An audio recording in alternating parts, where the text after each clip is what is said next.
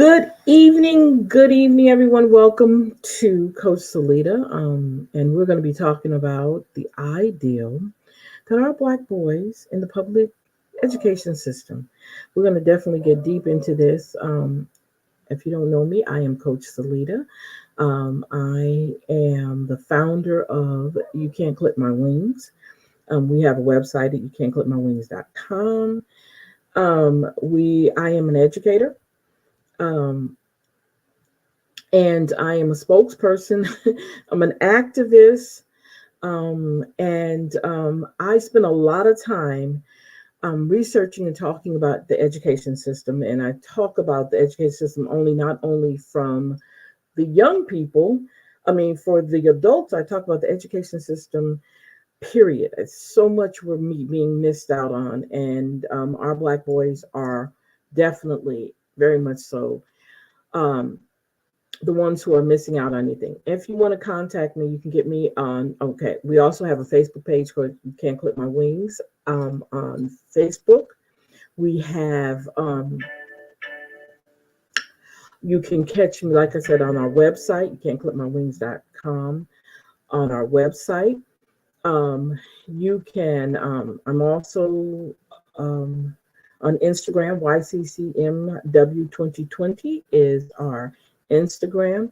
Um, that you can catch us on. You can also um, catch me on TikTok, Queen Universal. Um, you can catch me over on YouTube at Q Queen U 903, and you also can catch me here on YouTube. Also, um, I'm on StreamYard right now, but on YouTube you can catch me at Salida B. Okay. So let's go ahead and get started with this. I'm excited. I did a presentation a couple of maybe about a little bit over 3 weeks ago, but I'm gonna rebring it. I'm gonna bring it out again because I was not happy with how I presented it. So I'll be definitely, and then there's some good information that I definitely want to share with you guys. So I'm gonna go ahead and share the screen. So you probably won't see me all the way through, but I'm gonna share the screen with you guys at this very moment. Okay. And again, thank you guys for hanging out with me here.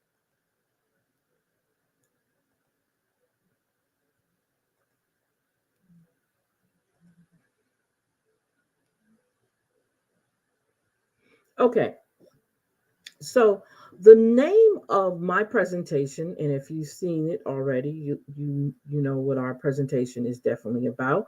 Our presentation is about our Black boys in the public education center system, and do they care? Is the question we want to ask. Okay, so let's look at this.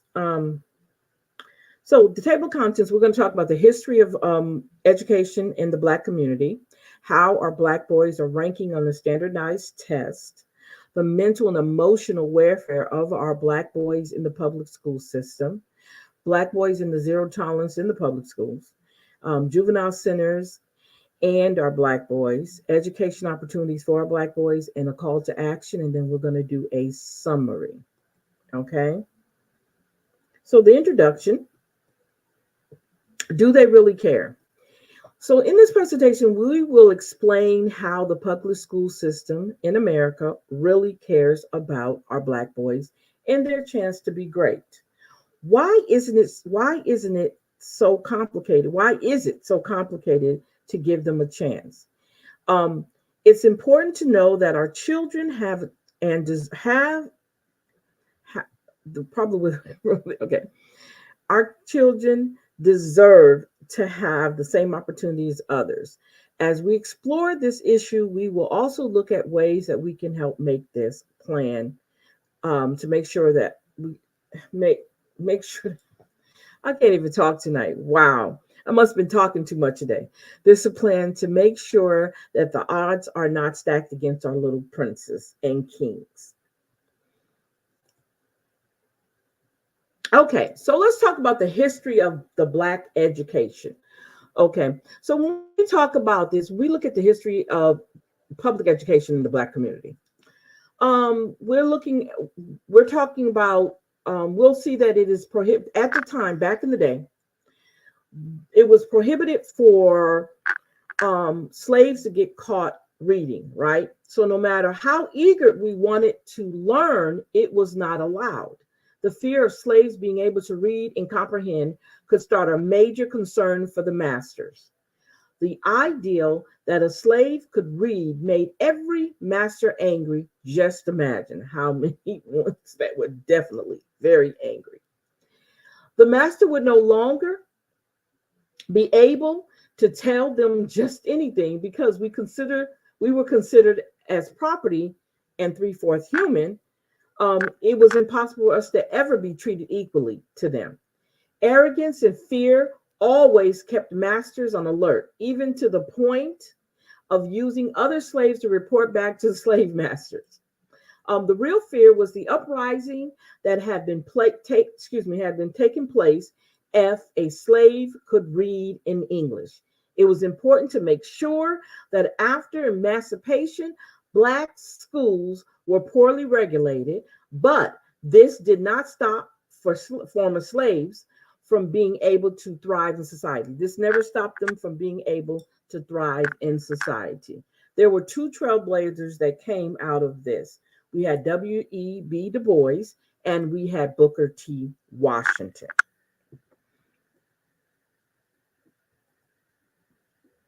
Oops, sorry.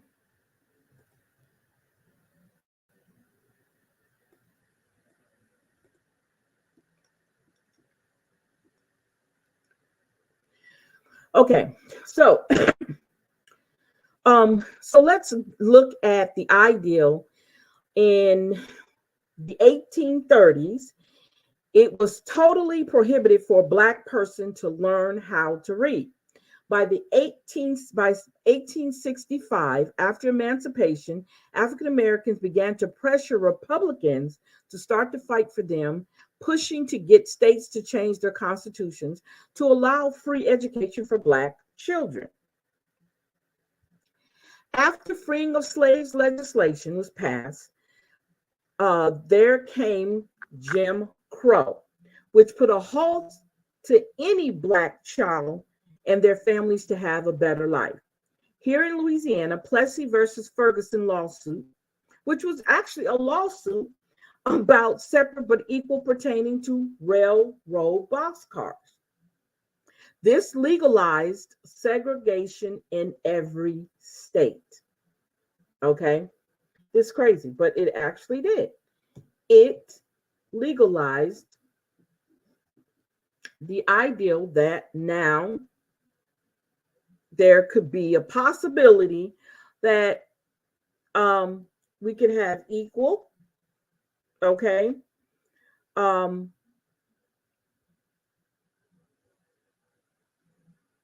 we could have equal as long as we're separated, okay. Later on, for 20 years, NAACP began suing states for the way that they were paying their Black educators. Okay.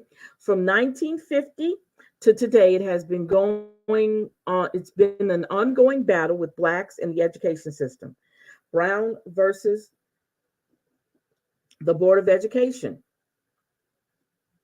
of Topeka.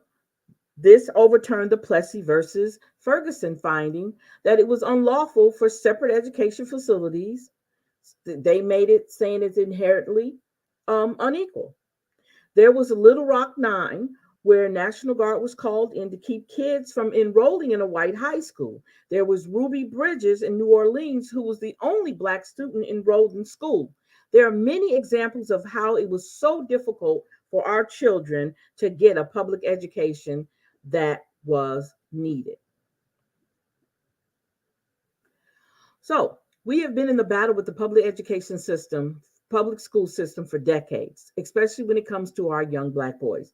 We have to know when the times are changing and when with those times, some of the problems or issues we're having can be resolved with the help of everyone involved. Children are innocent and they just want to be able to have a chance to become productive men and women. The history of public education is an ongoing struggle that began when we were prohibited to have the life we deserved.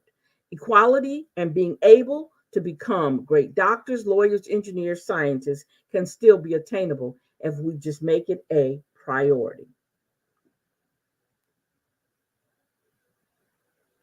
How are our black boys ranking on standardized test? Right? So this is a real, very, very, very important one that I'm definitely wanting to talk about. Let's see here. Okay, don't want to touch that. I was trying to see something. This one I really, really want to talk about. Let me see from this end here. I'm going to try something. Um, let's just go ahead and do it here. There we go. Oh, sorry. Oh, okay, there we go. This is what I was looking for. I apologize. So we're not going to go back to the beginning. We're going to go to the next one.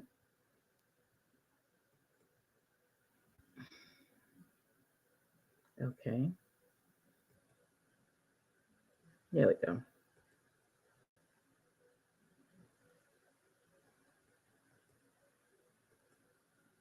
Okay, here we go. Now, how do our black boys rank on the standardized test?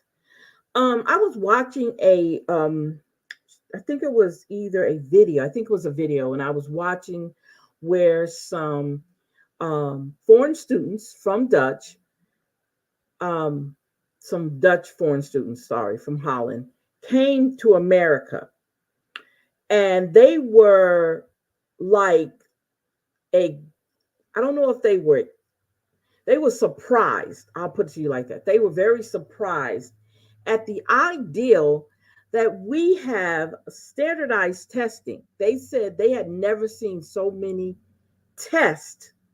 And why is it such a huge thing when it comes to tests? Why do we have to take all these tests all the time?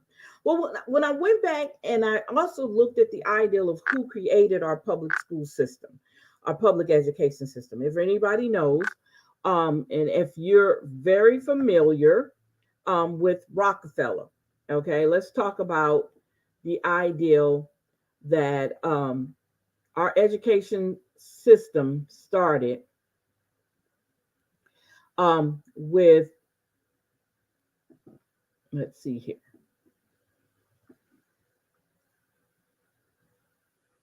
Um, let's do this real quick. I want to share something. I want to share some information with you guys about our education system and how it got started. Oh, okay. And who started it? Let's see if I can get the right information. um, let's see here. See what I love about some of the information that we get. It's it's very informing. Okay, so let's see if it's going to tell the truth about something I'm looking for. Education in the United States. It says education is a social institution through which a society teaches its members the skills, knowledge, norms, and values they need to learn to become good, productive members of their society. As in the definition makes clear, education is an important part of socialization. Education is both formal and informal. Formal education is often referred to as schooling, and as this in turn implies, it occurs in schools under teachers, principals, and other specially trained professionals. Informal may occur almost anywhere, but for young children, it has traditionally occurred primarily in the home with their parents as their instructors. Daycare has become an increasingly popular venue. Okay, that's not. So it says here that education in early America was hardly formal. During the colonial period, the Puritans in what is now Massachusetts required parents to teach their children to read and also required larger towns to have an elementary school where children learned reading, writing, and religion. In general, though schooling was not required in the colonies, and only about 10% of colonial children, usually just the wealthiest, went to school, although others became apprentices. To help unify the nation after the Revolutionary War, textbooks were written in standardized spelling and pronunciation, and to instill patriotism, and religious beliefs in students. At the same time, these textbooks included Negative stereotypes of Native American and certain immigrant groups. You know who those certain immigrant groups was. Well, we're not immigrants, actually. The children going to school continue primarily to be those from wealthy families. By the mid 1800s, a call for free compulsory education has begun, and the compulsory education became widespread by the end of the century. This was an important development as children from all social classes could now receive a free and formal education. Compulsory education is intended to further national unity to teach immigrants, Americans, quote unquote, values. It also arose because of the industrialized as an industrial economy demanded reading, writing, and math skills, and much more than agriculture had. So we don't want to say, and I'm trying to figure out if it's going to say it, that Rockefeller, one of the Rockefellers, John B., if I'm not mistaken, came with the public education system. Okay, he came with the public education because, like I said, they wanted to make sure that people, okay, were being trained to work, not being trained to be critical thinkers or people who could do things on their own. It was trained to be good citizens and abide by what the working class is supposed to be entailed of. Okay. So it's just amazing that they're not saying it in here. Okay. So it says, what are the four purposes of education?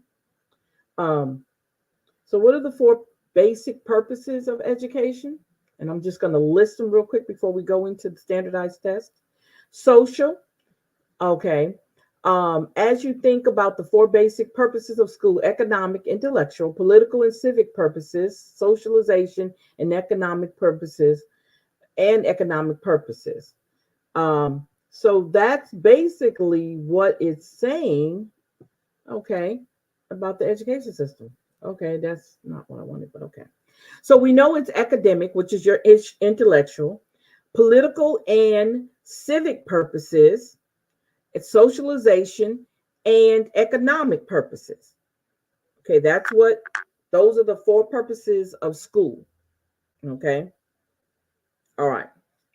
And people don't understand that, which is good that they're saying this, because now we understand that these are the things that people do not understand. They do not understand that political and civic purposes. Keep that in mind, okay? So let's get into this. How do our Black boys rank on the standardized test? So it says the performance of Black boys on the standardized test can vary widely depending on the various factors, such as socioeconomic status, educational opportunities, and individual differences. It is essential to approach this topic with sensitivity and recognize that standardized test scores do not capture the full range of abilities and potential in any group of students. Historically, there have been documented disparities in standardized test scores among different racial and ethnic groups, including Black students. Factors contributing to these disparities may include systemic inequalities in education, socioeconomic disparities, and cultural biases present in some testing instruments. So why do we still have standardized testing if we've already right now recognized the problem with them? Good question, right? Hopefully.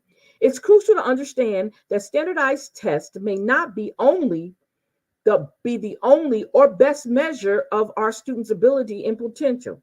Test scores do not account for various factors such as creativity, critical thinking, and emotional intelligence, which are essential for success in many aspects of life.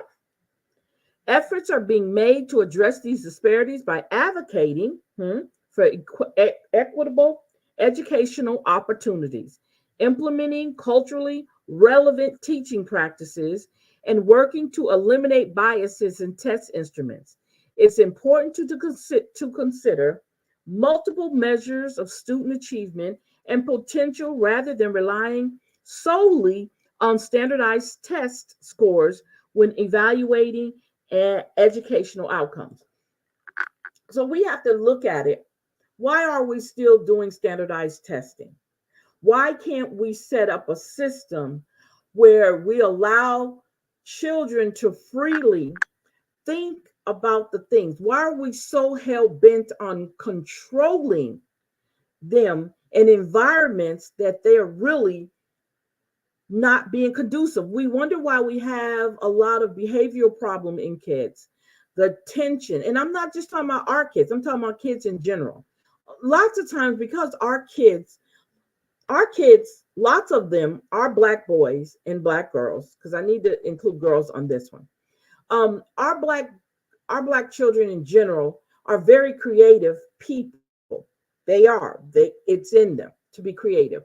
You can't put them in a box and expect for them to keep performing, and you're not giving them anything, the fuel to think differently. We have to, and I know, being an educator, being a teacher, I understand that, we have to do it this way. But I have always been in the back of my mind. Let me tell you, teaching has always been something I wanted to do, even as a little girl. And so I think that we can create an atmosphere where our children can get the education they need and then also be very creative. And they don't have to be creative on our time, they can be creative on their time. You see what I'm saying? If we can teach them the basics and then allow them to be who they are and to create what they want to be able to critical think, give them things to make them think, give them ways in order for them to bloom. Because I see them as flowers, and giving them that leeway to bloom, I think we could do so much better. And I think a child would appreciate that. Okay. I think our boys will definitely um, appreciate that. Okay, so let's talk a little bit about the mental and emotional welfare of our Black boys in the public school system. Now, the mental and emotional welfare of Black boys in the public school system is a critical and complex issue that requires attention and action. Several factors can contribute to challenges in this regard, and addressing them involves a multifaceted approach. So we look at cultural competence in education, because we already talked about the ideal that there might be a possibility of some inequality already.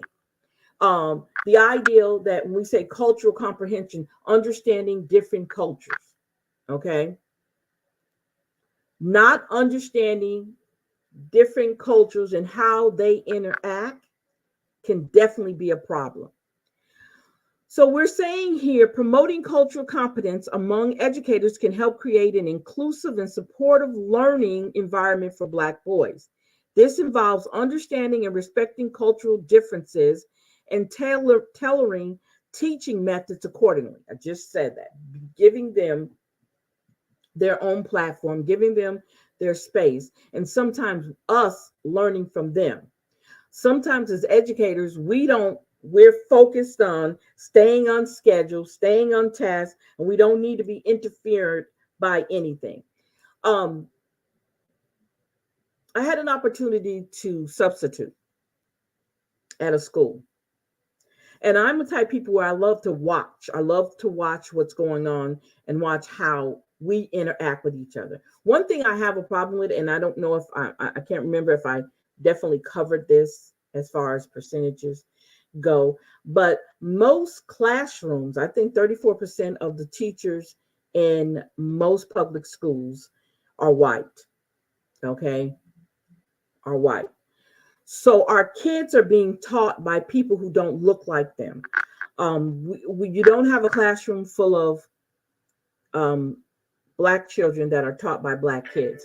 So what we're getting from them, we can get a lot of apathetic teachers. When I say apathetic, I didn't say empathetic. I said apathetic teachers that are there just for the job.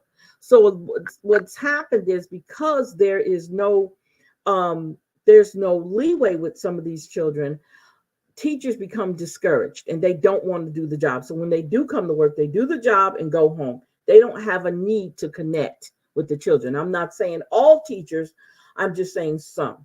So as I was working in this classroom, I was observing and I was noticing how this teacher was handing a little black boy, and it was only like 2 or 3 black kids in this one classroom.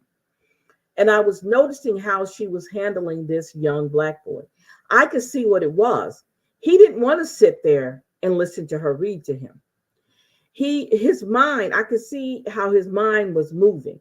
So instead of her taking him and giving him something to preoccupy him or to keep mentally stimulating him, you had him sitting in front.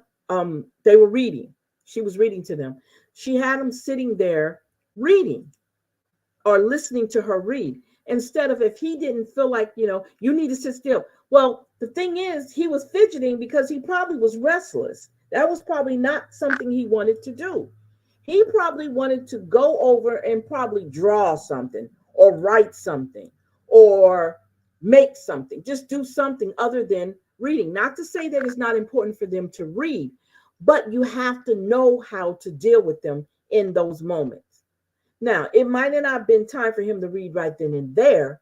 Maybe later on she could have sat down and probably read to him directly or whatever, or allowed him to read to himself. But none of that was given to that child. So I'm looking at how I'm just saying, I'm not saying she was doing that on purpose or that she was doing, I'm just saying that's what I observed sitting there, because all the other kids were sitting there. He was the only one that was fidgeting, and he was very upset because for some reason he couldn't do what he wanted to do. So it made the atmosphere in the room kind of, edgy. So, and I think we need to pay attention to that. Okay. So the next thing is representation. I didn't want to get off subject, but I wanted to say that because sometimes as educators, we don't understand the cultural differences. You have to talk to me. You have to tell me what's going on. And lots of time a child will tell you, okay? They don't mind talking to you. They will tell you. But you have to be approachable. You have to be receptive to what they're saying, okay? So representation. Ensuring representation of diverse perspectives in the curriculum, teaching materials, and staff can positively impact the self-esteem and sense of belonging for Black boys. I just told you the percentage. I think I'm trying to figure out the percentage in Louisiana when it comes to children, to teachers. Let's see here. And I because I live in Louisiana, it's something I look at. Let's see.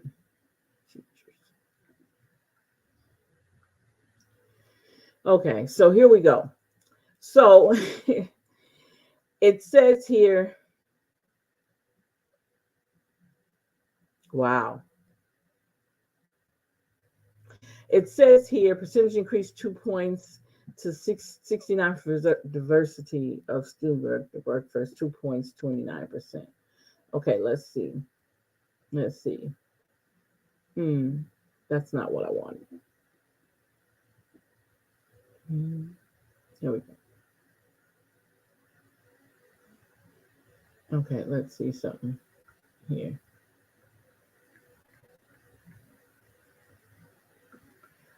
Okay, here we go.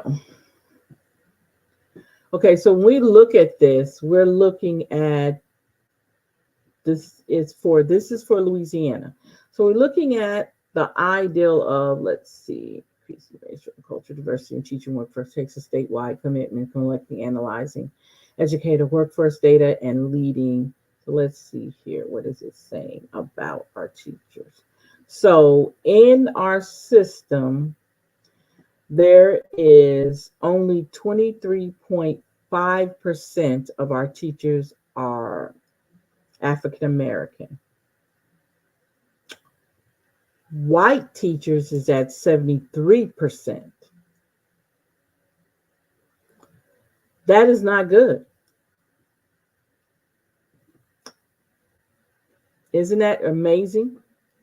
So it's 73% of teachers in our state that are white, and only 23% are black.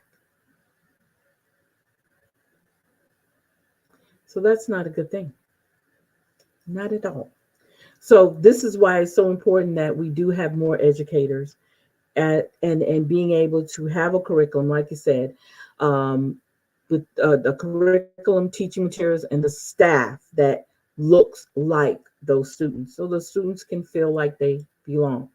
So the next thing is equity, equitable resource allocations.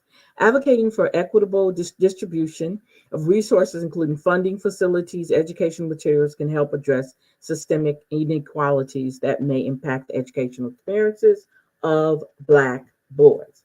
Again, this is all about what we put in front of them, making them feel like they belong.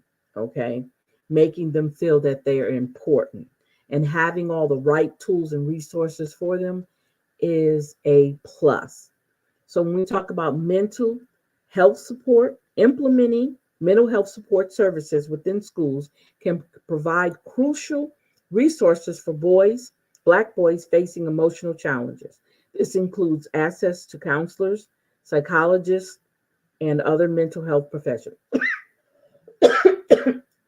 Instead of being able to quickly diagnose a kid, do an IEP on a child, and throw them into a special ed class, um, we need to do some evaluation. We need to have we need to have people in place that they can talk to. Their counselors need to look like them. Their psychologists need to look like them. Okay, because I don't know why we don't have the funding and we don't have the foundation to be able to have those type of people in place for our children. You understand what I'm saying?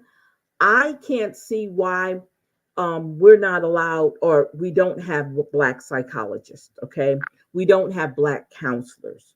Okay, and other mental health professionals. Black coaches. I'm not talking about coaches, sports coaches. I'm talking about coaches to be able to talk a child down. If a psychologist, not to say that they're taking from the psychologist, but a um, a coach, sort of like a life coach, but they know how to deal with children. Okay, giving them a game plan to work on. It's so many things that we can do as parents, as black professionals when it comes to education. Okay, there's so many things we can do. We can get kids, and the reason why I'm saying this is because I've actually done it. I've worked with children, not only as an educator. I've worked with them in my private life. I work with them in the churches.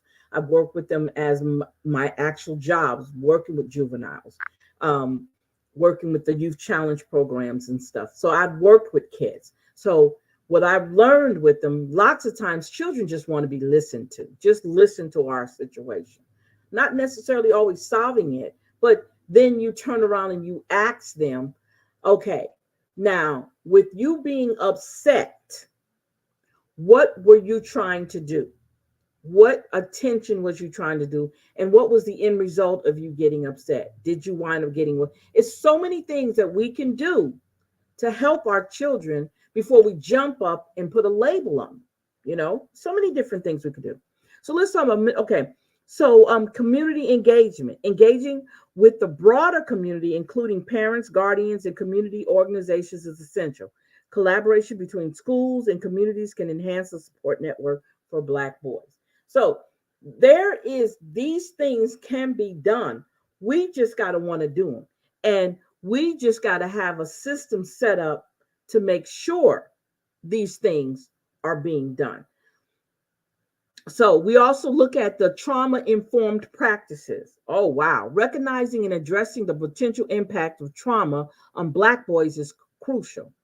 Implementing trauma informed practices can create a safer and more understanding educational environment. So, when, let me say this, say one of the children come from the inner city and his mother was killed by her husband, and now her husband is in prison. He has no, he doesn't have that first foundation. Grandma coming in, auntie, all those are the second foundation, but the first foundation with his mom and dad. The trauma of his mom being gone and the trauma of his father being gone. We don't prepare our kids for that. We get upset with the children. We don't understand when they come to school and they're acting out and we don't realize what they're, because we don't know what they've been through. And when you're apathetic, you don't pay attention to it. It doesn't matter. It truly doesn't matter how they feel or how they see. You see them as being a nuisance. You see them interrupting your schedule, okay? And what you already, your structure of your classroom.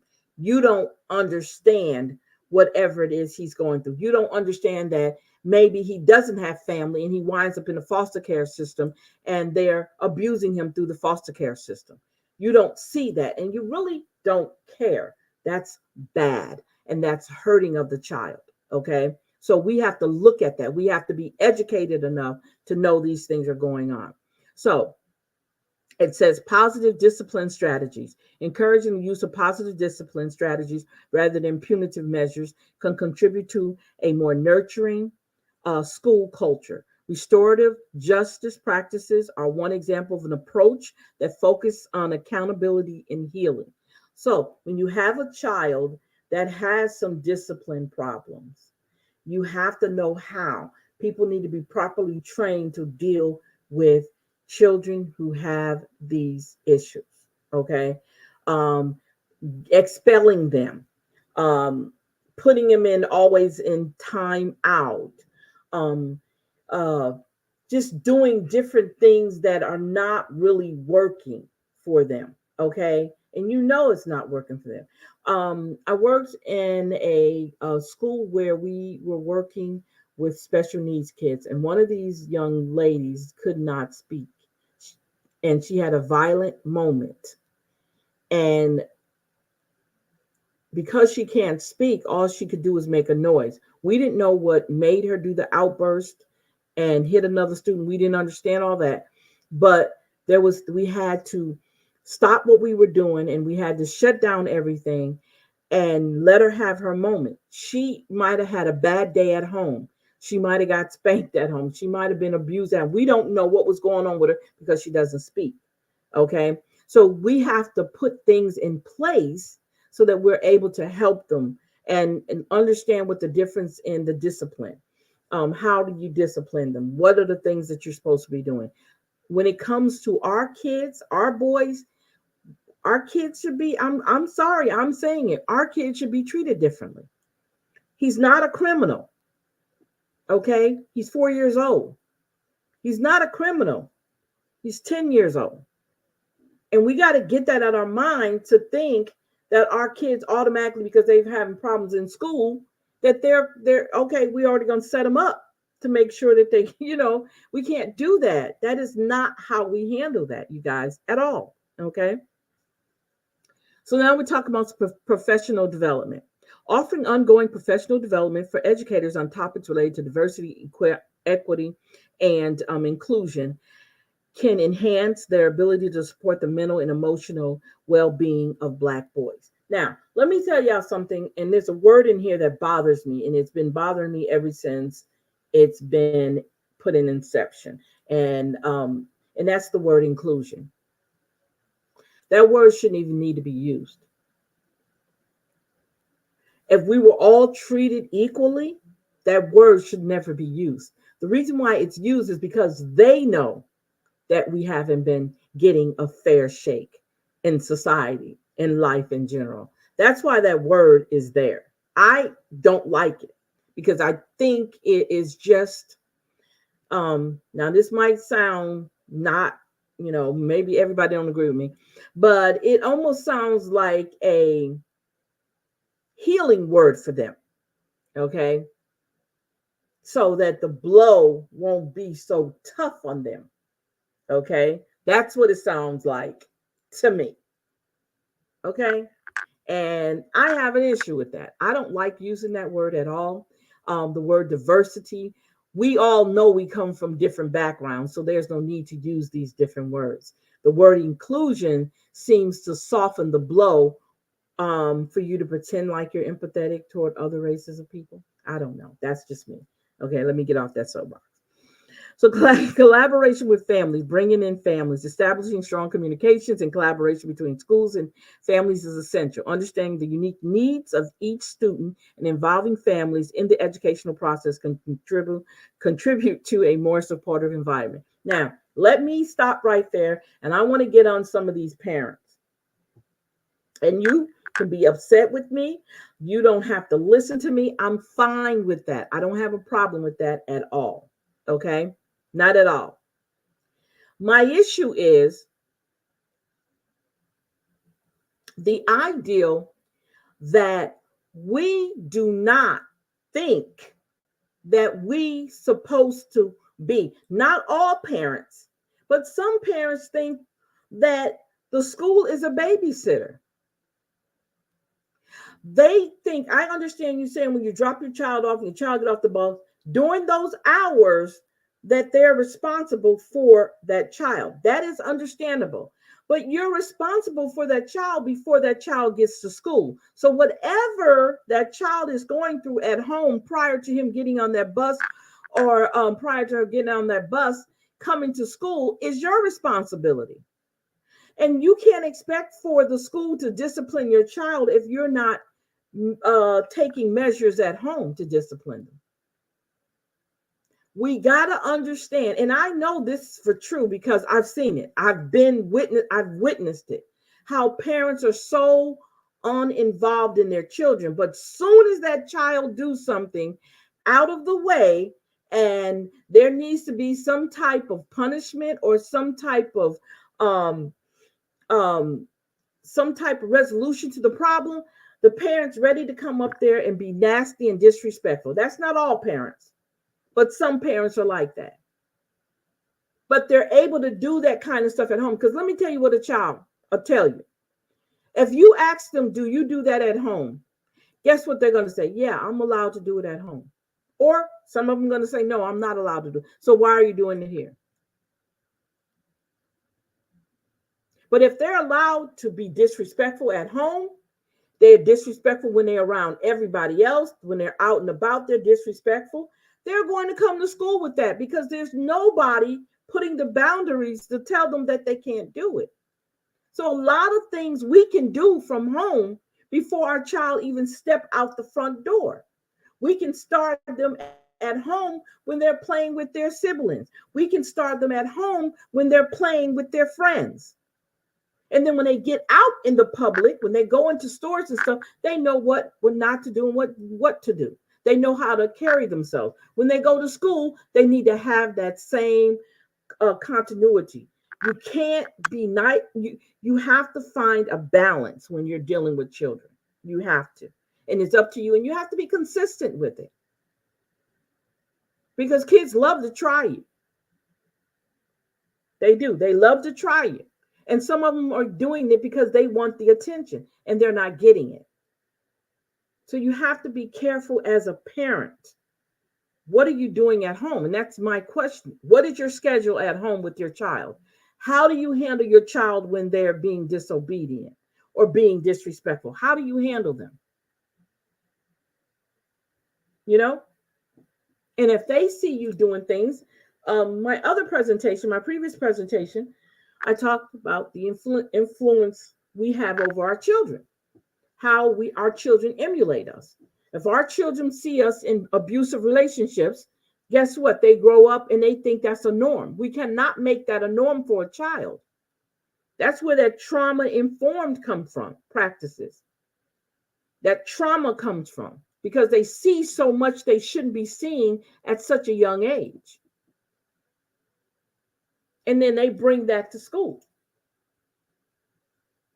And they don't know how to act when things are not the way that they're used to seeing them. We have to teach them the difference in how they act at home, from how they act outside, and from how they react at school. That's our job. Nobody else's. That's our job. Okay? So It says the next one is addressing implicit biases. Wow. Implementing training programs to address implicit bias among educators can help reduce disparities in disciplinary actions and create a more equitable learning environment. Now, I have an issue. Why are we teaching grown folk? I'm going to say it. Why are we teaching grown folk how they need to react to children? Why isn't there even the word implicit bias even there? Why are those two words there? Because we know there is a problem with how people view other races of children, especially our Black boys, and how they discipline them. I think here a while back, a principal got fired because he picked up a little boy. I think he was about 4, 5, 6 years old, and I think he slammed him.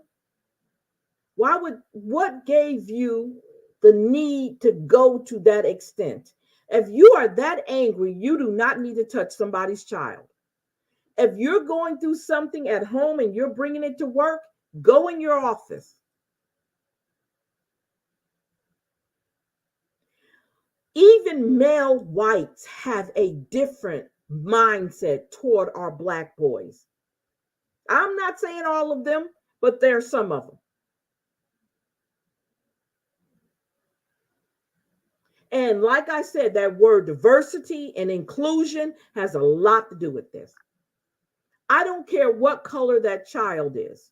I will not treat that child differently. You can't.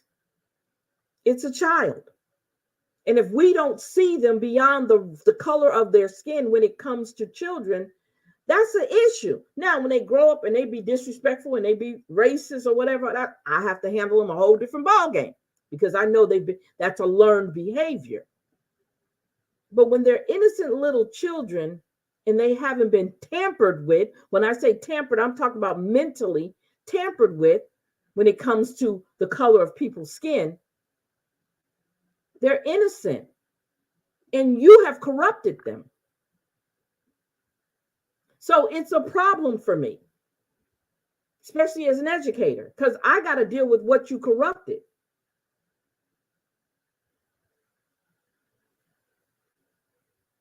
And then as an educator, an adult who should know how to interact with people, whatever you do at home and how you sit around and make those conversations, those uncomfortable conversations that you have at home with your family and what you teach your children and what you teach your family members, don't bring that to work because a lot of you do.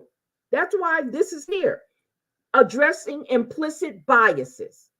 That's why it's addressing that, because you do it as an educator. You do it. Okay. So it says here, it's important to approach this issue with a holistic perspective, considering intersectionality, of identities and experiences that shape the mental and emotional well-being of Black boys at the school, in the public school system. I'm sorry, I couldn't even read that. Advocacy, policy changes, and community involvement are crucial components of a comprehensive approach to addressing these challenges. They should be challenges. That's it. They shouldn't be challenges. Treat, when it comes to the the race and the ethnicity of a person, treat them the same way. You don't have to treat them differently. But because of your self-taught or whoever taught you to be the way you are, this is why we have to do this. And I don't see the need for that, especially when you're dealing with boys and when you're dealing with our kids. Okay. So let's talk about Black boys and the zero tolerance in the public school. Oh, wow. Okay, let's talk about this.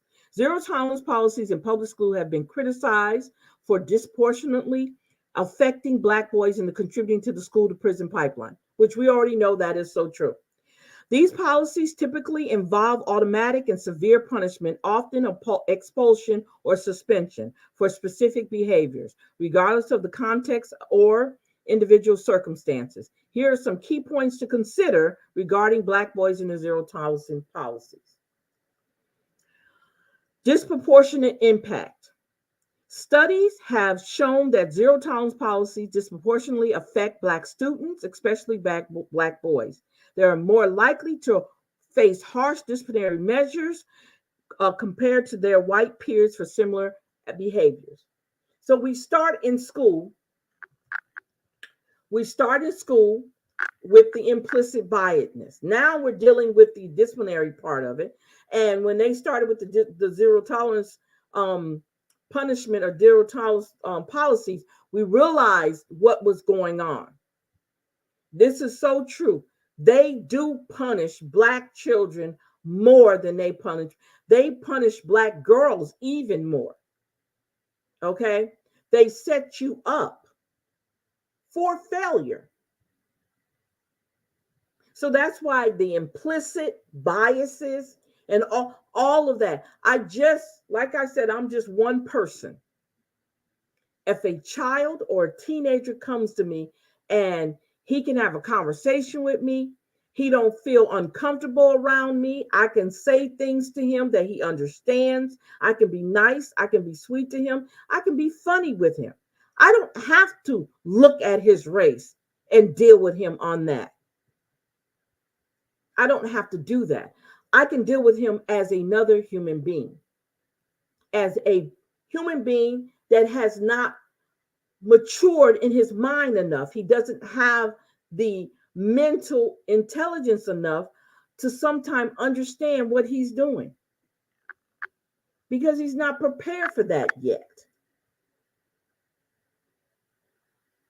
And that's our fault as parents. And then when educators come into play, now we got our kids are going to school and they're trying to get their education. They might not, everything might not be what they need or where they need to be. But we can't just turn a blind eye and then throw them, kick them out of school. And like the situation that's going on now in Texas, this boy is a straight A student. Just because his hair is dreaded. Now they had just passed the Crown Act. Okay. His hair is dreaded. He keeps it up off his shoulder. The policy. He's suspended out of school. He's out of school because of his hair. And this is in Texas. And they literally have been harassing this young man. That they're to the point where they are suing them. So just imagine that trauma on this young man who's given his all. 4.0 in school, doing all he can do. And he's got expulsion and suspension on him. And he doesn't have any disciplinary problems. Do you understand how you set a child up? You set him up. You're worried about his hair, but he has a 4.0 average. You're worried about his clothes, but he's making classes and he's doing all the work he's supposed to be able to pass. We focus on the wrong thing, but it's set up, it's designed that way because you're more productive in the prison system than you're out in society. Okay? I'm just saying. So, then we talk about implicit bias. It came up again in zero tolerance. Okay. Do you see how this really, this is crazy, right? Implicit bias among educators and administrators may contribute to the disparate impact of zero tolerance policies. Unconscious stereotypes and prejudice can influence in disciplinary decisions. Again, you as an adult, you're working in a system where you have some issues, okay? You have some issues about race. And so you bring that to work because you don't see anything wrong with it because you have an empathetic mind. You don't have an empathetic and you don't have sympathy. You have an empathetic mind. So it's easy for you to look at them as, oh, they don't have a chance in hell to make it. I'm going to make sure of that. So we set up a system for the kids to not to even be able to get through school. And that's something we have to look at as parents and as educators and administrators, because education means you're interacting with the children all the time. Administrators mainly do all the paperwork.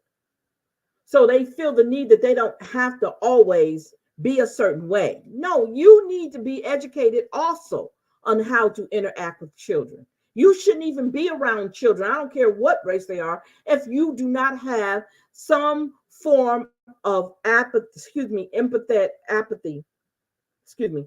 empathetic toward the child. They're children. I don't care what you say. They're children. They don't become grown until look, they're not even legal to drink until 21. So they're still children. I don't care how grown they act. They're still children. And you should treat them accordingly to their age. And I know we have a lot of, I call them space age children. They're very intelligent, they're smart, they're techie, they're all this. That's fine. But when it comes to their behavior, they're still children. And they're seeing a lot of stuff they shouldn't see. And that's no fault of you as the educator or administrator. That has to go back to mom and dad. But it's up to you to know how to handle it. Okay? So criminalization of behavior. This is a good one. Zero tolerance policies may contribute to the criminalization of normal adolescence behavior. Okay, particularly for Black boys. This can create a hostile school environment and increase the likelihood of involvement with juvenile justice system. Now, let me get that out there again. I want to say that again. Zero tolerance policies may contribute to the criminalization of normal adolescence behavior, particularly for Black boys. This can create a hostile school environment and increase the likelihood of involvement with juvenile justice system. So they're already setting you up. They're setting the child up. That's the next thing you do. Once you finish going through suspension and expulsion and violating, quote unquote, all their laws and policies, the next thing they do is get you set up for the juvenile. And we know what the juvenile justice system does. It sets our kids up for jail. Let prison. Juvenile is a little kid's jail. Now it's time for you to go to prison. But if we could nip it in the bud, if we as parents can nip it in the bud. Some parents say, I don't know what to do with this child. I've done everything. But have you? Have you? And I want to say this. It's a sidebar to this. Just because a child comes from a single parent home does not mean they're a bad child. And believe it or not, the way that they judge our children is about how many parents are in a house. Yeah, that's how they judge our parents, our children, because they feel that a woman can't discipline a boy like a man can, which he can't.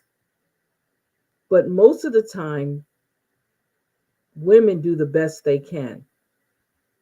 Okay, especially when they have other children. And it's not an excuse for them, because some kids, matter of fact, there's a lot of children that come from single parent homes and they're very successful to this day. And a lot of them don't give their parents hell.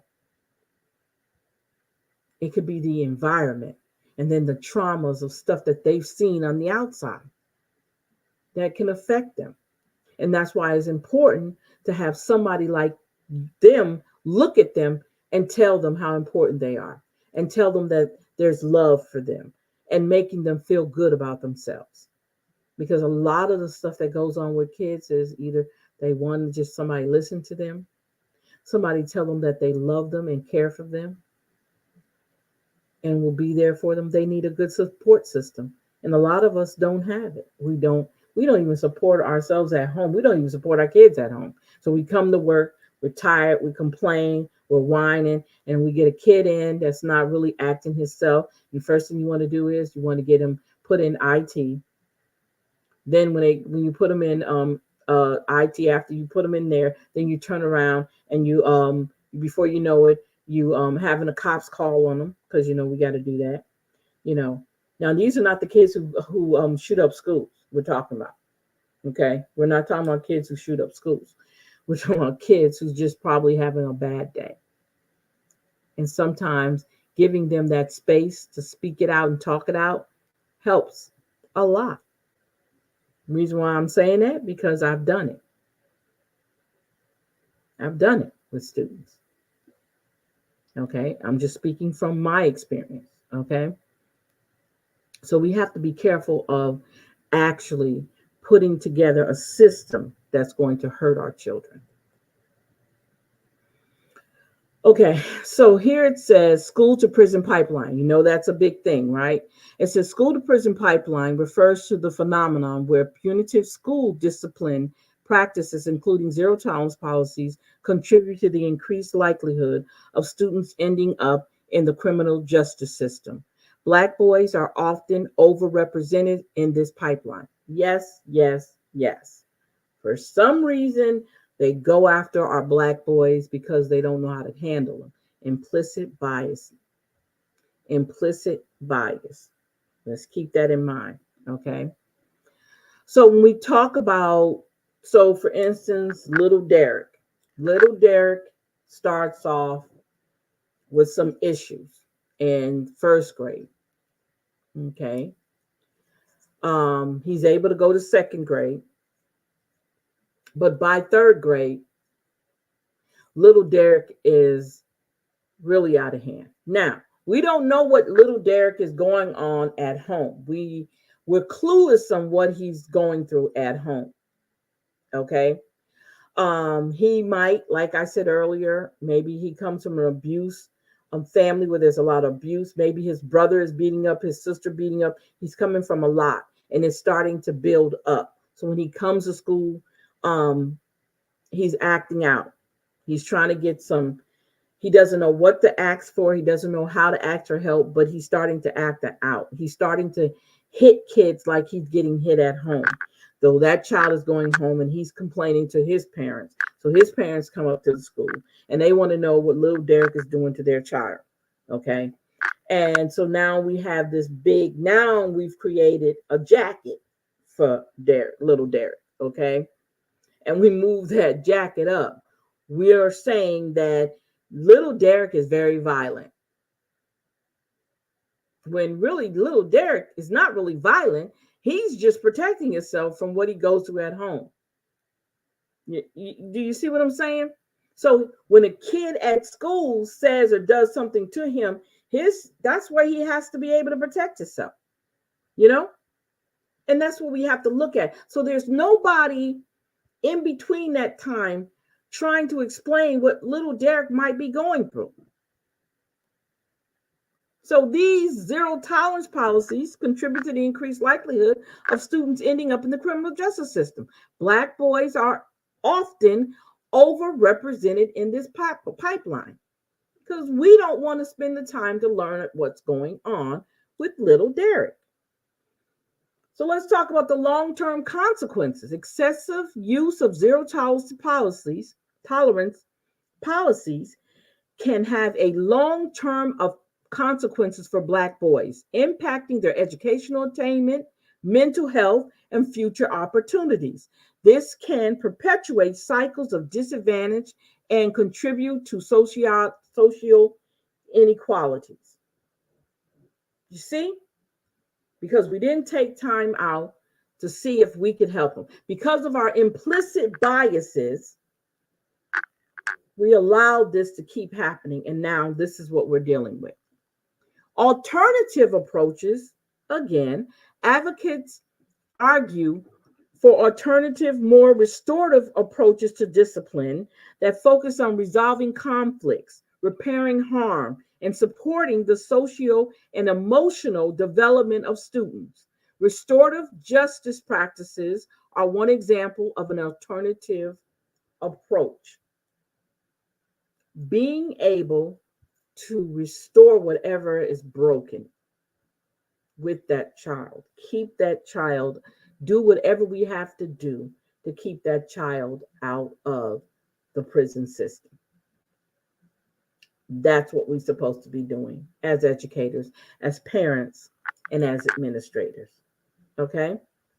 Policy reform. There is a growing call for reforming zero tolerance policy at both the local and national level. Policymakers are urged to consider alternatives that prioritize fairness, equity, and a focus on the student's overall well-being. Excuse me, overall well-being. And it's sad that we have to continue to go back to the drawing board for something that we shouldn't have to go to the drawing board for. I mean, it is. You have to change. I understand if a child or a person does something wrong, they have to be punished. But there is a thing called, and it says it right here, we call it conflict resolution. We don't teach that.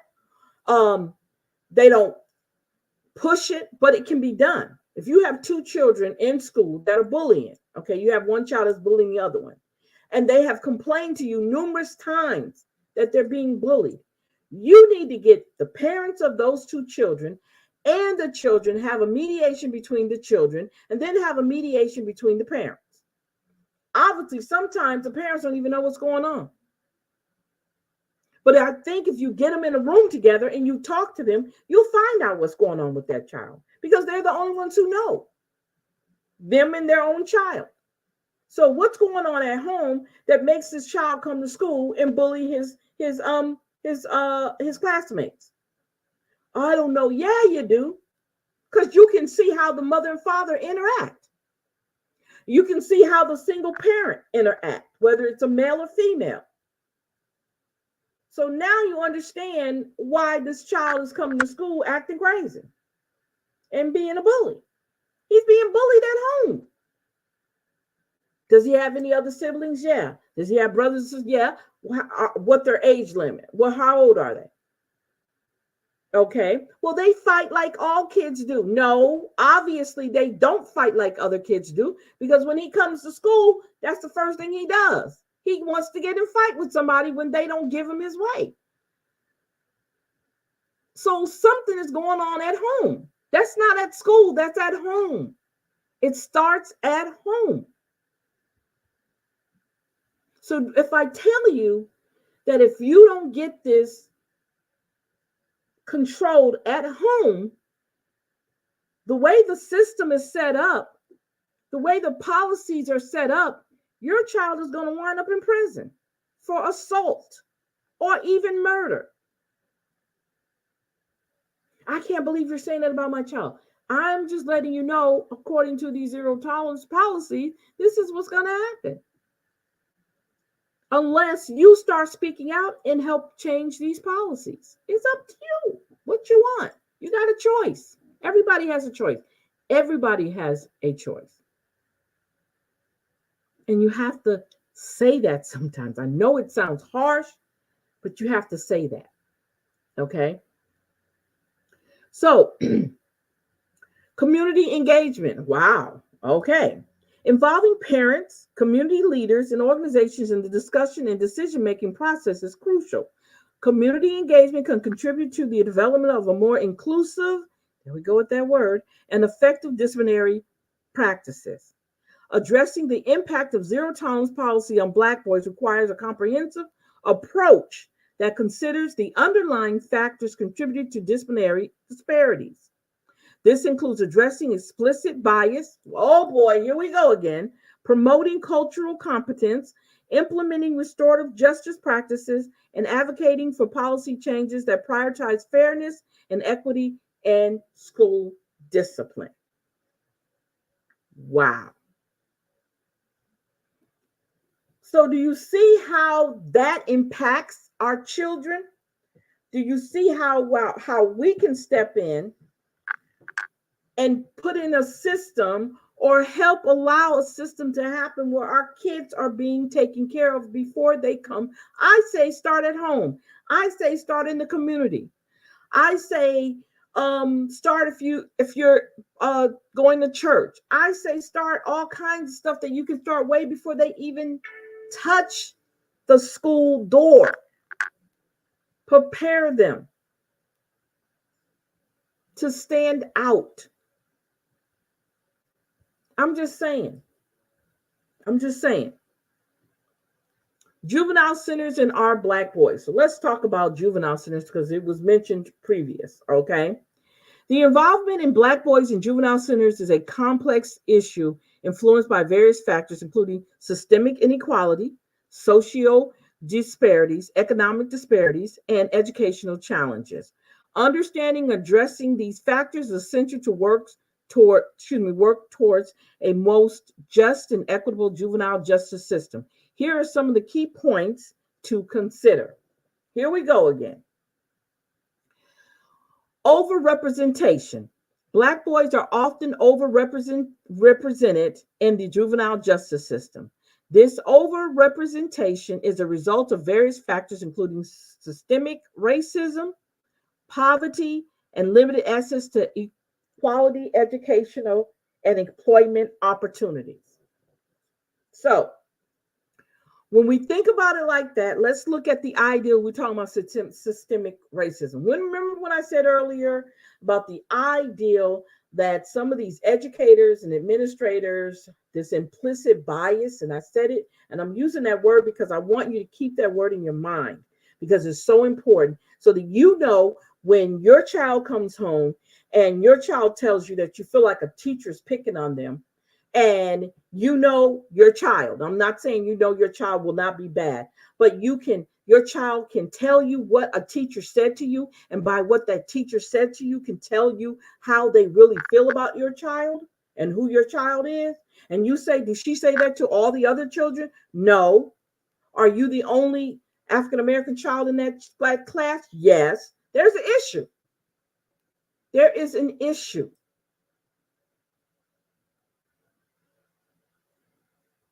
There is an issue, and you need to first go talk to the administrator. You talk to the principal, then you talk to the teacher, because whatever that teacher's practices is not only her individually, it's coming from somewhere else.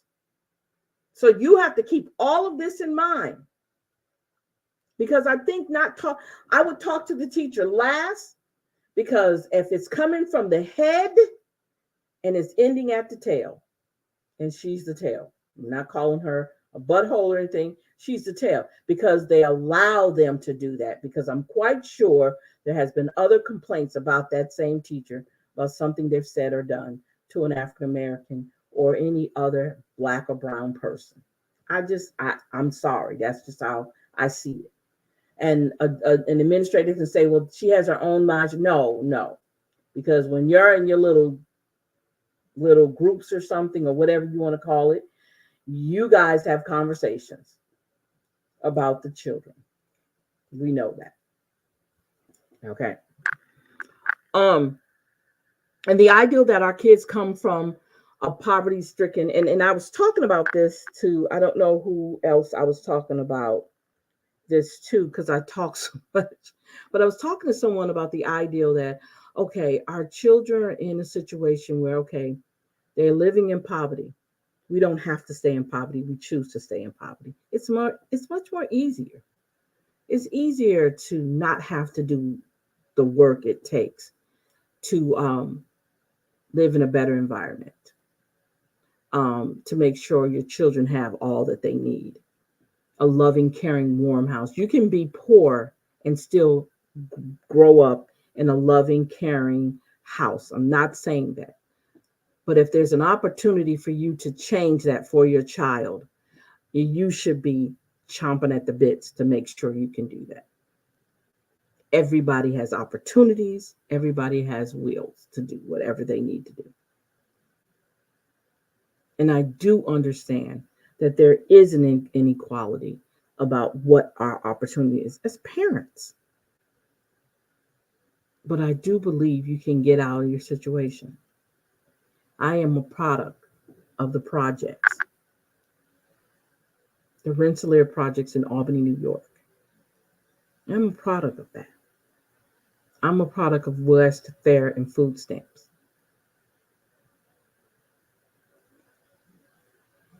So I know that it's existence, but I didn't want to stay there. My mom didn't want us to stay in that situation. She wanted better for us, and she did what she had to do to make sure we did. We got out of that. So don't tell me that you cannot. I have family members that grew up in the projects with us that are not in the projects anymore, that are not on welfare and food stamps, and their children are not. Their children are very productive. Their children are very, matter of fact, one of the cousins is a principal. We have doctors, we have engineers, we have all kinds of people in our family that came from humble beginnings, that came from poverty. So I know that there's an end to it. I know you can come out of it. And your child deserves that. That's what I'm saying to you. Your child deserves that. And when it comes to education, a limited um, a limited access to quality education. It's not hard to homeschool your children if you feel like the public education system is not working for you. It's not hard to homeschool your children. There's policies and stuff you have to go by. But if you're sitting at home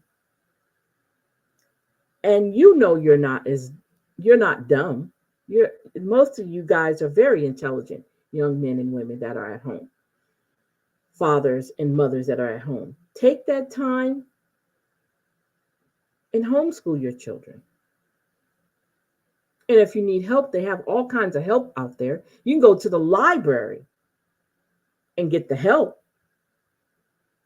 So don't make excuses and complaints if you're not going to do anything that's going to make it better for your child. Because this is about your children, okay? This is about you taking time out to prevent your child from going into the system that they're just waiting for them to be there. They're waiting. They're just sitting there waiting to put your kid in a system that they don't even belong in. And they shouldn't have to belong in that system. And they shouldn't be able to thrive in that system because that's not where they belong. Okay? So it says systemic inequalities, systemic inequalities in the justice system, including racial bias among law enforcement, disparities in sentencing, and limited access to legal representation contribute to the overrepresentation of Black boys in the juvenile system and centers. That's exactly right. Not understanding what the law is, not having the proper legal representation, the ideal that you have law enforcement, because, it boggles my mind that you have to do diversity training with law enforcement. That tells me a lot about the people that you hire to do the job.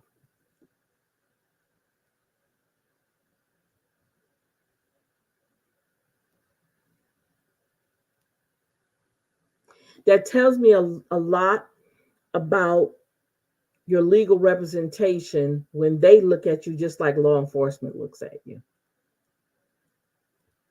So it's almost like we don't have a win-win here. So avoiding our children from getting into that system, it starts at home. Let's avoid them going into that system. Okay? So okay. So another thing is it says here also we talked about overrepresentation. Black boys are overrepresented in the juvenile system. Overrepresentation is with all various factors, including systemic poverty, school to prison pipelines. We talked about the socioeconomic factors such as poverty and lack of access to quality health care and educational resources can increase the likelihood of Black boys becoming involved in juvenile justice system. Addressing these socioeconomic disparities is crucial to preventing juvenile delinquency. So those are the things that we definitely need to address. Socioeconomic factors. How do we make it better for them on the social, like creating jobs they can do for the summer to keep them off the streets, being able to train them how to interact with other people. I know that sounds like, oh, my child, no, because sometimes we don't know how to interact with other people. Okay. Um, Knowing how we need to be able to um,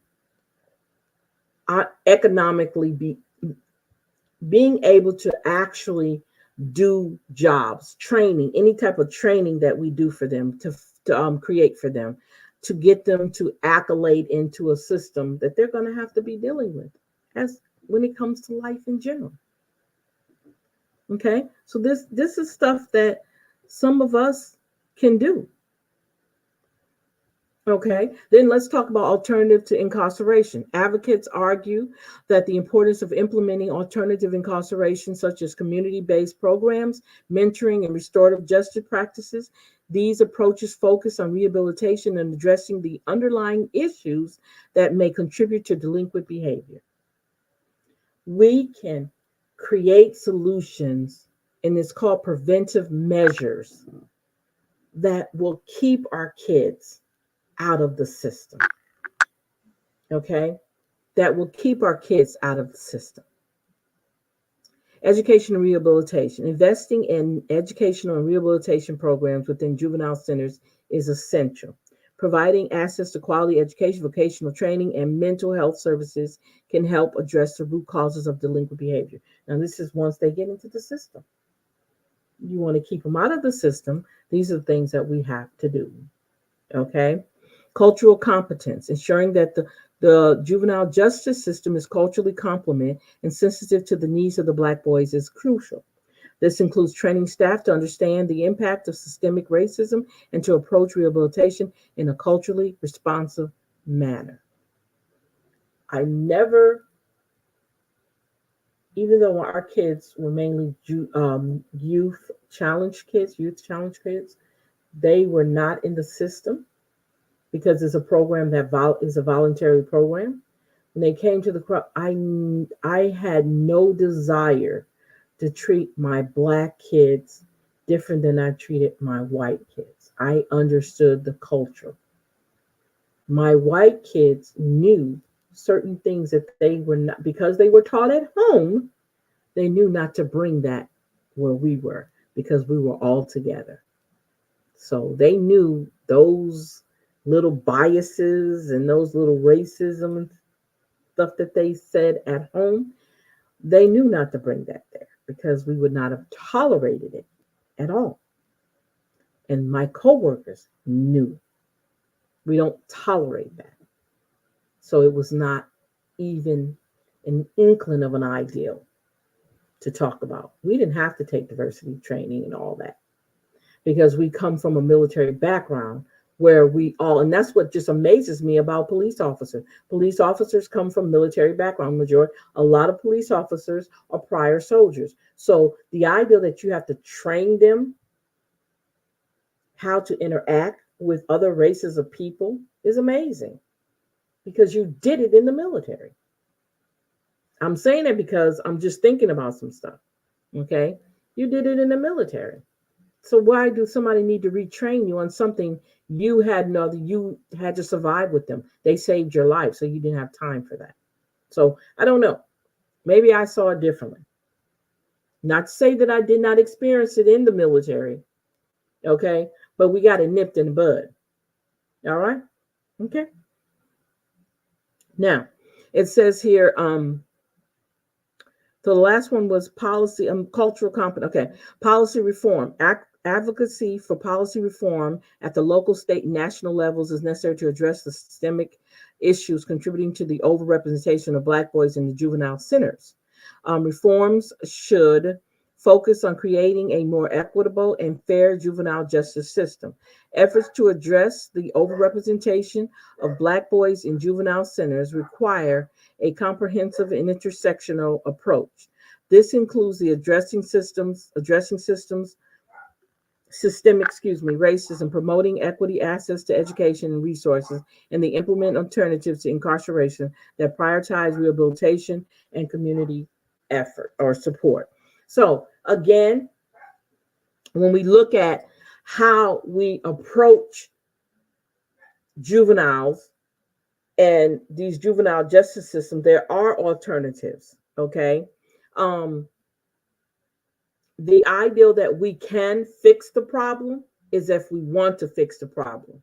When we're trying to fix a problem, there's funding that will help us fix the problem if we really want to fix it. Lots of us don't want to be involved. That ain't my kid. I ain't worried about it. But those kids grow up, and some of those kids could rob you. They could rape you. They could kill you. So why would you want to change their lives? We don't have enough Black mentors. We don't have big brothers and big sisters like we used to. We don't have any of those things in place. And I'm not saying across the nation, because I know there's some very involved people in how kids are growing up. They're being part of those children's lives, even though those are not any of their children. But they understand the concept. They understand that these kids are the future. These are the kids who are going to help me with my Social Security. These are the kids who are going to be doing a lot of things that's going to affect my livelihood. So we have to make sure that we're involved. Okay. We have to make sure that we're part of the community. Needs to be engaged.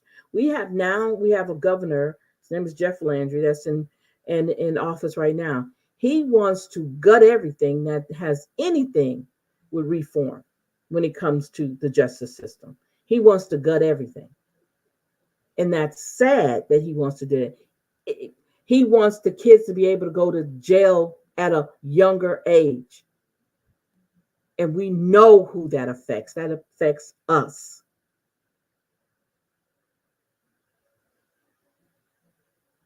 So we've got to come to decision on how we want to deal with this. We've got to come to a conclusion. We got to come to we have to build a platform to understand it's like if we can eliminate them in any way we can, we'll just lock them up and we'll keep them locked up.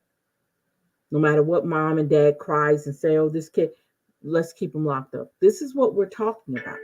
But if it starts at home with our children, if we start at home making sure that they're not going to be a candidate for the juvenile justice system, I promise you, it starts at home. We can prevent it. So it says ensuring equal and quality education opportunity for Black boys is crucial for addressing systemic inequalities and promoting social justice. Here are some of the strategies considering, I'm sorry, I didn't say what this is. We're talking about education opportunities for our Black boys. Ensuring equal and quality education opportunities for Black boys is crucial for addressing systemic inequalities and promoting social justice. Here are some of the strategies, considerations to enhance educational opportunities for Black boys. Equitable funding. Advocate for equitable funding for schools to address disparities in resources. Remember I told you it takes funding. In resources, schools in economically disadvantaged areas may need additional support to provide quality education. Access to early childhood education. Promote access to high quality early childhood education programs. Early intervention can have a lasting impact on the child's academic and social development. See, starting at home. There's a way that some of our single parents on Saturdays and Sundays, you'd be surprised the things that you can do educational wise on a Saturday and Sunday.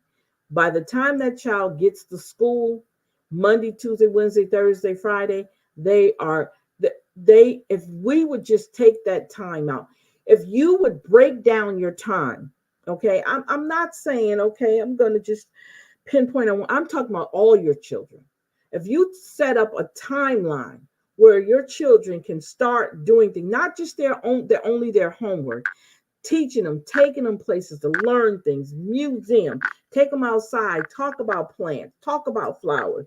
I mean, talk about all kinds of stuff. Talk about the cars, how a car is made, if you give them this ongoing knowledge, you'd be surprised, because kids are nothing but little sponges. Okay. They're little sponges. You'd be surprised what you can teach them. I had the opportunity to teach a first grade class. First grade, I think, yeah, they were kindergarten, first grade. I fell in love with these kids because they're sponges. So that's why it's so crucial that you're teaching them the good things. You don't have to teach them how to cuss. You don't have to teach them how to fight. You don't have to do all. I'm not saying let your kid get beat up. I'm just saying there's so many other things that we can do with our children what's going to be productive for them in the long run, because what we do to our children is lasting all their lives. It lasts them all their lives. So we have to make sure we're not damaging them. And it starts during their early childhood. Okay? Culturally relevant curriculum. Develop and implement a culturally relevant curriculum that includes diverse perspectives, histories, and experiences. Representation and educational materials can contribute to a more inclusive learning environment. Now, it doesn't matter where you live at. Let me say this. It doesn't matter where you live at. You know that they don't want you to learn critical race theory, but I don't have a problem with it. Even though it's not for our younger kids, but it is for our college age children. I mean, adults. Excuse me. What's stopping you from teaching your child the critical race theory now? Nothing. We're in Black History Month. I can see you and your children taking one wall out your house and putting that wall together. You don't have to use tape. You can use all kinds of things, and putting that wall together and putting all the famous people that we know or we've been taught, because now they don't want to teach a lot of stuff in school. And little by little, the way that they dealing with Black History Month, it's really like it's not important to them. But take a wall in your home and fill it with those things and sit down and have your kids tell you who those people are. Simple. And get them to learn the little bios of what they've done. You can do that with the inventions alone. And then each week, change them out to something different on that same wall. I'm just saying what we can do at home. And that's just with the Black history. Because that's what they don't want to teach our children in school. I'm just saying that came to my mind because when we talk about histories, let's talk about histories. Let's make sure our children are benefiting at home first. And then when they get to school, they can tell, guess what I learned today? My mom told me about this. Guess what because, we asked her, what did you do this weekend? Did you have a good weekend? Yeah. Can I tell you what I did this weekend? Yeah. What did you do this weekend? I'm telling you, I fell in love with those kids because the expression on their faces was so beautiful when they spoke, when they talked about what they did. So don't tell me, okay, that it cannot happen, that we cannot change what goes on at home. We can do it. We can start at home, and then they can take it to school and teach other people, if they want to, other kids about what they've done. Okay? All right. I'm sorry. I got a little, I love that. I love it. Okay. All right. So that's the education opportunities for our Black boys.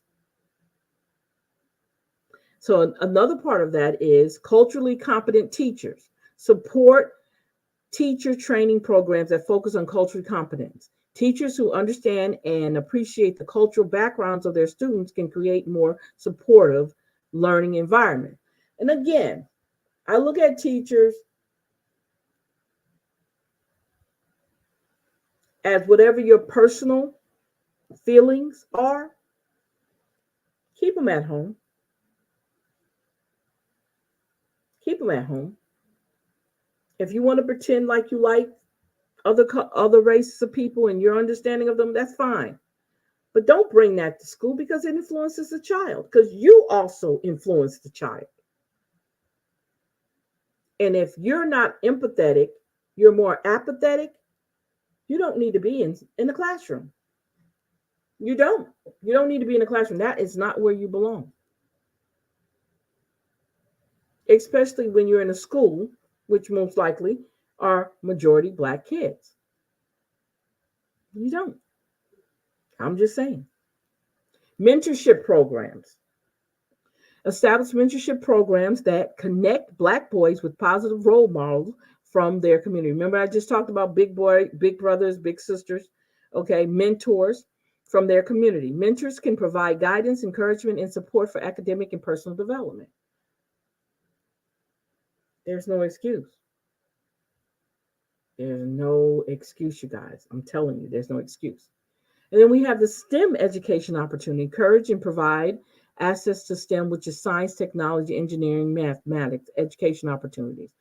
Bridging the gap in STEM education can open doors to diverse career paths. So here we go again when that's excellent. But we also have to keep in mind, yeah, we want our kids to um, head down that path, but we also want them to know that they're free thinkers, that they can come up with things, that they know how to do things, they know how to critically think, they know how to do a lot of things that most traditional public schools do not teach. Okay. So we're talking about special education and support services. This is also part of education opportunities. Ensure that Black boys have access to special education services and support when needed. Identifying and addressing learning challenges early can prevent academic setbacks. So if the parents understand what their child is dealing with, it starts at home again, knowing what to do, and then when the child gets to school and when they start to be into the participate in the educational system, making sure that the proper people are in place in order to help this child to be able to progress and to attain what their educational endeavors. Community involvement, foster collaboration between schools and the community, engage parents, community leaders, and local organization educational initiatives to create a holistic support system. So it takes everybody. It takes everybody in one to come together to make this happen. Okay. If you're part of the school board, um, making sure if you're a parent and you need to make these school board meetings, make sure you're at the school board meeting. You have to pay attention to what your child is being taught. You have to look at the dynamics around the education system that is going to mold and shape your child's education mindset. Okay. Addressing disparities and disciplinary actions. Implement policies and practices that address disparity and disciplinary actions. Schools should focus on restorative justice approaches rather than punitive measures to create a positive and supportive atmosphere. So it's telling you basically that there is other ways that we can deal with discipline when it comes to children. Okay. There's many ways. And because of the way the zero tolerance policies um, are written up and how we enact them or enforce them has a lot to how it affects our children. Okay. So we talk about college and career readiness programs, establish programs that prepare Black boys for college and career opportunities. This includes providing information about higher education options, financial aid, and vocational training. Now, we can talk about all that, but prior to that, what are you teaching them in math? Are you teaching them how to maintain a checkbook? Are you teaching them what they can and cannot do when it comes to money? Are we teaching them that? But we can throw a financial aid at them. But we have to be careful with that because your child needs to know the financial side of everything. Okay. Especially if he's on his way to college. Okay. And that starts at home. That's not at school, that's at home. Okay. Addressing socioeconomic factors, recognizing and addressing socioeconomic factors that may impact educational opportunities. This may involve community development initiatives and support for families facing economic challenges. Okay. Wow. Interesting, huh? Hold up. Okay. Mm, okay. So next one is okay. We said that advocacy for public policy changes. Okay, so advocate for policy changes at the local, state, and national levels to address systemic issues in education. This includes challenging discriminatory practices and pushing and pushing for reforms that promote equity.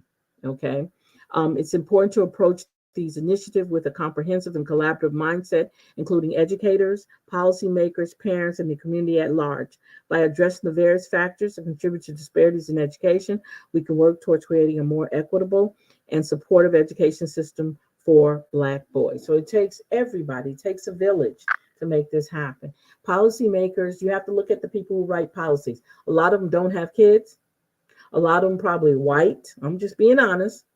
Older, okay? And if they do have children, the children are grown. So you have to look at the people who are writing these policies. And are they writing them for the betterment of the child or to make it worse for a child? Because all of them have their own hidden agenda, okay? Okay, so this is a video. We're not going to play the whole video, but we're going to play a little bit of it, okay? And it's called Miseducation of the Black Boys.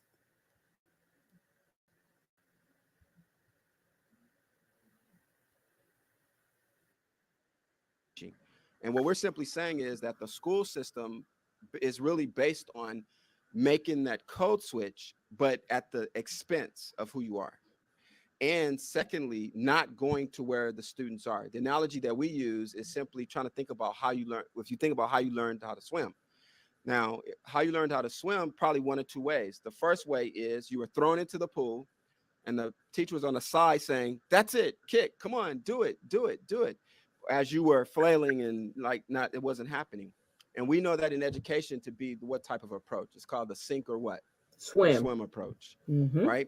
Then there's a second type where the teacher is actually in the pool with you, guiding you, holding you, instructing you, and then somehow slowly kind of lets go, and then you're doing it on your own.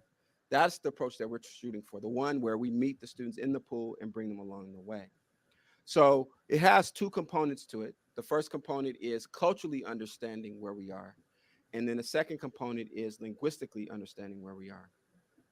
And it's based in instructional strategies. And that's why 90% of whom I talk to are practicing classroom teachers, because we're trying to get them to do their instruction in a different way by first starting with their mindset and then and then ending with the practice.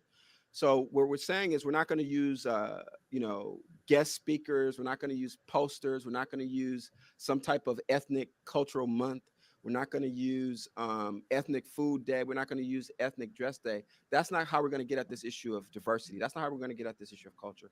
We're going to get at it by understanding more so where the students are culturally and linguistically and how we can accommodate or be responsive to them through the instructional practice, how we teach. And it's through that experience for the students that'll bring about the change that we want to see with them academically, behaviorally, and so on. So I want to begin, just to change the energy in the room, is to by doing an activity with you, and then coming back to talk a little bit about race and culture, then going to another activity, and then coming back to talk about the language piece. So that's how we're going to sort of tag team this.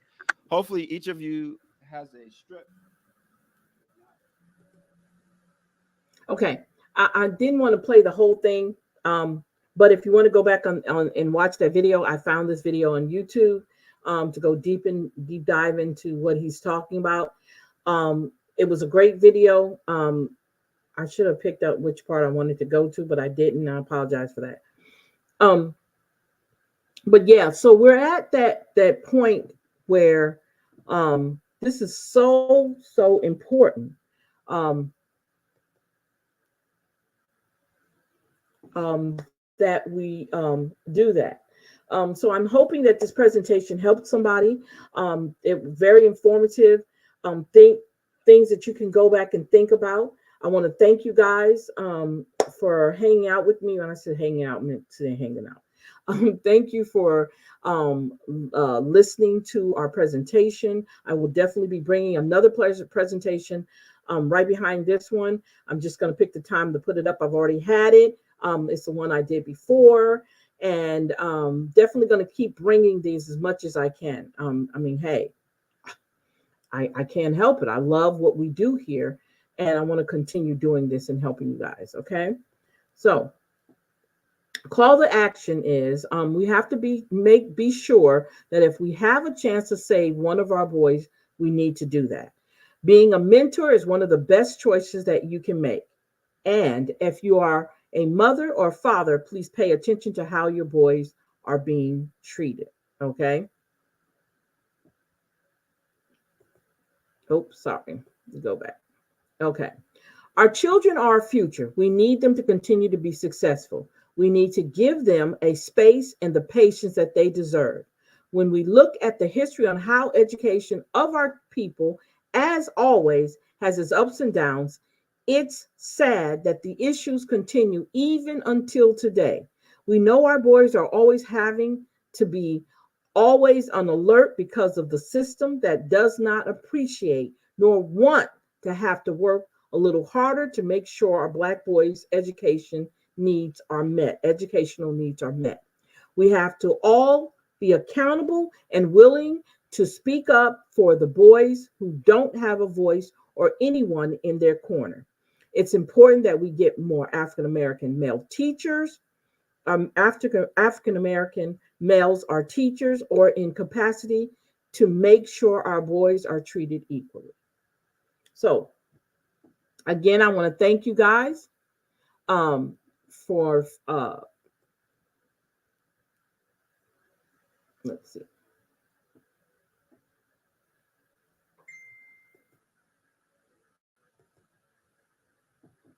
Okay, there we go. Okay, so let's go back here. I want to thank you guys for hanging out with us, and I'm hoping you guys learned something from me today. Um, uh, this has been great, and I definitely, like I said before, I will be bringing back another presentation, and I'm working on another one. To definitely make sure you guys are very informed on our education system, how we look at our children, how we view us as adults, and how we prepare ourselves for what life brings to us. Okay. So I want to again say thank you guys for hanging out with me today. And you guys have a great evening. And again, remember, our children are our future, and they're very much needed around here. Okay. And their education is very, very important. Thank you. Bye-bye.